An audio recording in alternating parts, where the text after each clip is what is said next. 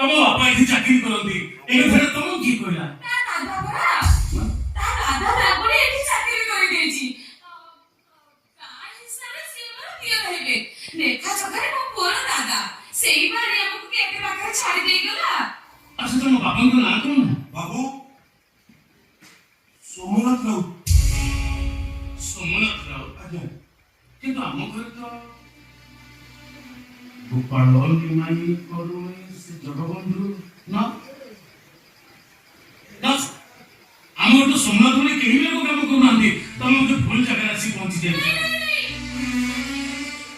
ଠିକ ଜାଗା। ପୁଅ ତମେ ଟିକେ ନିମା ବାପାକୁ ଡାକି ଦିଅ। ଆମେ ତାକୁ ନେଇ ଭାଉଜକୁ ମନା କରୁନି। ବାବୁ ମୁଁ ତ ଦେଖୁଛି କି ବହୁତ ଲୋକ କାମ କରୁଛନ୍ତି। ତାଙ୍କ ଭିତରେ ନିହାତି ମୋ ବାପା ଭାଇ ଥିବେ।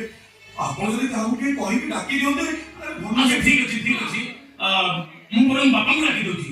ହୁଏତ ସେ ଜାଣିଥିବେ। ତମେ ଟିକେ ଅପେକ୍ଷା କର ଡାକି। ବାବା ବାବା ଟିକେ ଆସ ତ। ନାଇଁ କିଏ କେତେବେଳେ ଆସୁଛି କିଏ କୁଆଡେ ଯାଉଛି କିଏ କଣ କାମ କରୁଛି କାହା ନାଁ କଣ ଏସବୁର ହିସାବ ମୋ ପାଖରେ ନଥାଏ।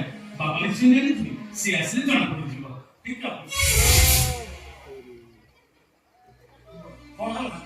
ଆଚ୍ଛା ବାପା ଟିକେ ଏମାନଙ୍କ କଥା ବୁଝ ତ। ବାପା ମୁଁ କଣ କହୁଥିଲି କି ଆମ ଘରେ ସୋମନାଥ ରାଉତନାର କେହି ଲୋକ କାମ କରୁଛି କି?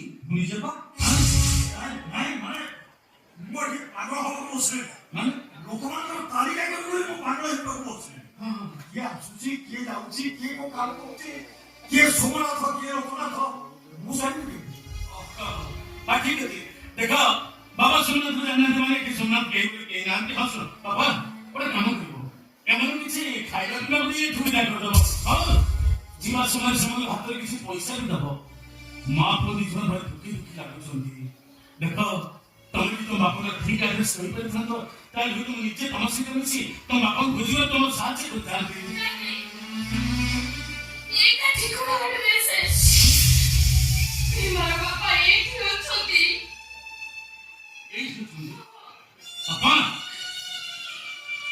ବାପା ନାଇଁ ଟିକେ ଭଲ ଭାବେ ମନେ ପକେଇଲେ ସତ ସୋମନାଥ ରାଉତନାର କେହି ଲୋକ ଆମ ଘରେ ନାହାନ୍ତି। ମାନେ ମୋ କହିବା କଥା ହୁଏତ ଆଗରୁ କାମ କରୁଥିଲା ଏଇ କିଛି ଦିନ ପୂର୍ବରୁ କାମ ଛାଡ଼ି ଦେଇଛି ଏମିତି ନାଇଁ ଟିକେ ମନେ ପକାନ୍ତୁ ବାପା। ବାପା ଟିକେ ଭଲ ଭାବେ ମନେ ପକାନ୍ତୁ। ନାଇଁ ସୋମନାଥ ନାଁରେ କୋର୍ସ କରି କାମ କରୁଛି। ବାପା ମନେ ପକେଇଲେ ମାନେ ବାପା ସୋମନାଥକୁ ଜାଣିନାହାନ୍ତି ମାନେ ଏ ଘରେ ସୋମନାଥ ଭଳି କେହି ବି ନାହାନ୍ତି। ଆଉ ଶୁଣ ତମେ ଖାଇ